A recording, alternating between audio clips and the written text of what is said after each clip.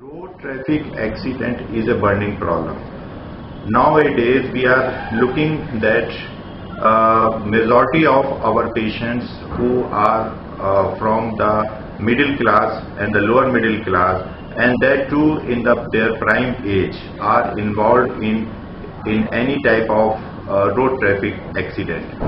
We are working in a trauma center of a tertiary center where we get around 250 patients of trauma every day.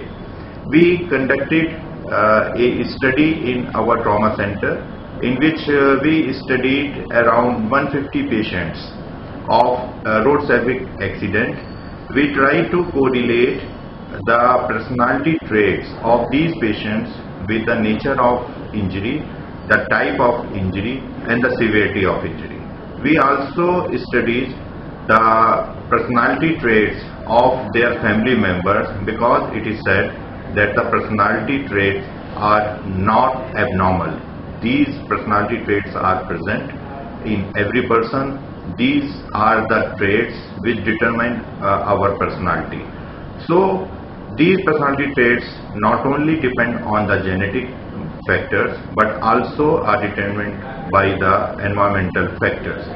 We took hundreds of such normal patients, normal persons, and we compared their personality traits with our 150 patients. We found that the personality factor is one of the major risk factors for the road traffic accident. The dependency is a personality trait.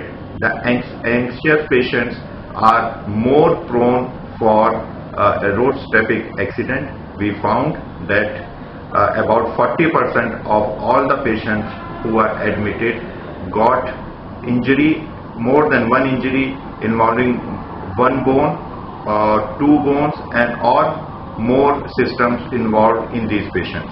So these were more complex type of injury.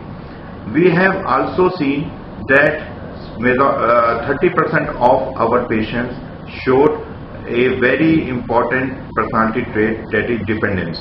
Dependency means they are not only dependent on the environmental condition, but they are very emotionally dependent, and they are not able to take the decision which is very important while you are moving around, you are driving around. The 35% of our patients were pedestrian, means the person who is walking on the side of the roads. They have also a personality trait which is very specific, that is they are anxious. So these are the personality traits which determines the type of injury of our patients, and in 60% of our patients we found the severity of the injury is such that more than two systems were involved. We try to conclude in our study with the recommendation for all the policy makers, including the RTO and other concerned agencies, that the assessment of these personality traits should be made compulsory while issuing the license to these persons, because it is in Western countries these traits are usually are being considered while giving the license, and if they found anything abnormal, then they recommend the intervention of any psychiatrist or the psychotherapist. So we also want that our government and the policymakers should think on these lines, so that we can save the life of these patients.